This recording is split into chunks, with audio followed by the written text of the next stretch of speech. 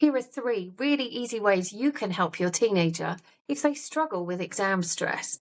Number 1 is to help them to get through the plethora of information that teachers of every subject will send to them to help them revise. So what I mean by this is teachers will be really helpful by sending through loads of information that your teenager can use to revise to reduce their exam stress. But if you've ever actually looked at all this information that comes through, wow, man, there is so much that comes in. And it's all online, and some of it is tiny, tiny text on an A4 page just to make it fit a page, because then it's only one page that they've got to revise. You can see what they've did there, but it really doesn't make it easy for online viewing. So helping your child to navigate all this information to help them revise, man, it can be such a huge uplift for them. The hardest thing about exams is going in knowing you feel prepared. And the only way to prepare is to revise. So help your team with this. Work out what's easiest for them to do. Is it past papers? Is it flashcards? Is it highlighting all this text that they've been given? And then produce this information for them. If the teachers have sent it out, print it out for them. Put it on the side for them to grab and use. The easier you can make it for your teens to actually sit and take this information in, the more chance you have they're going to sit in that exam feeling more comfortable. So think about the ways that you can help. Don't just do it.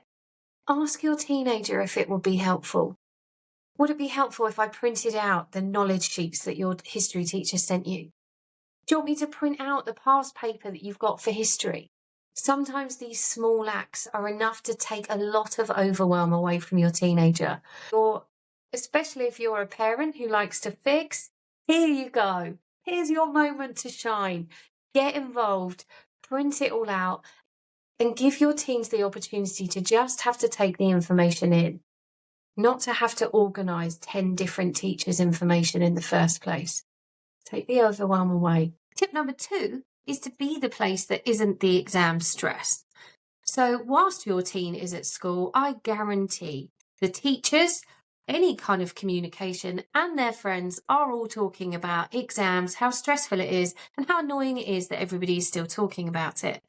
If your teen's in a group of friends where they worry about these things, this is going to be a key part of everything they hear at the minute. And it will be building their anxiety and exam stress even higher. So instead of being another place that adds to this, every now and then try and be the place that takes them away from it. That is the place that appreciates they're still just a person and these exams are difficult, but they don't have to be everything in their lives. Make sure they're taking breaks and doing some of the things that they enjoy in life to show them how to de-stress. Because everywhere else in their world at the moment is just building their stress. So be the place that helps them recognise how to lower that back down again. What are the things in their lives that do help them relax? And help them understand how they relax. For some teenagers, this is flopping onto the bed for 10 minutes after they've walked in from school. For some of them, it is to go on their computer games or to sit on social media and just debrainingly scroll for 10 minutes.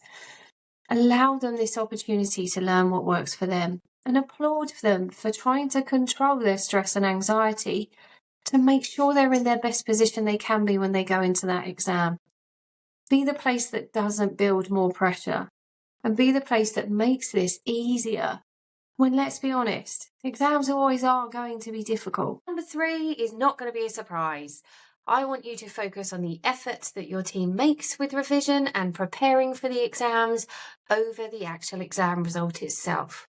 And this might seem counterintuitive, but actually everywhere you look, in business, in research, in studies, if you focus on the goal and not on the strategy, actually your chances are you're not going to reach this goal.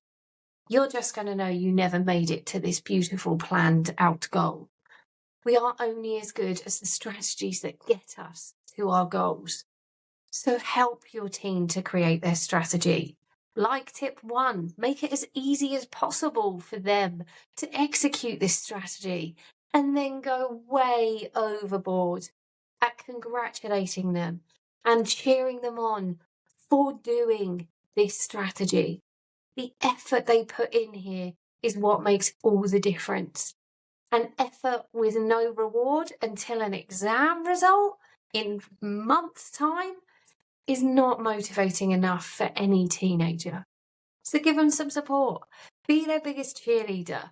Give them motivation, rewards, whatever it is to get on and do this revision for the exams.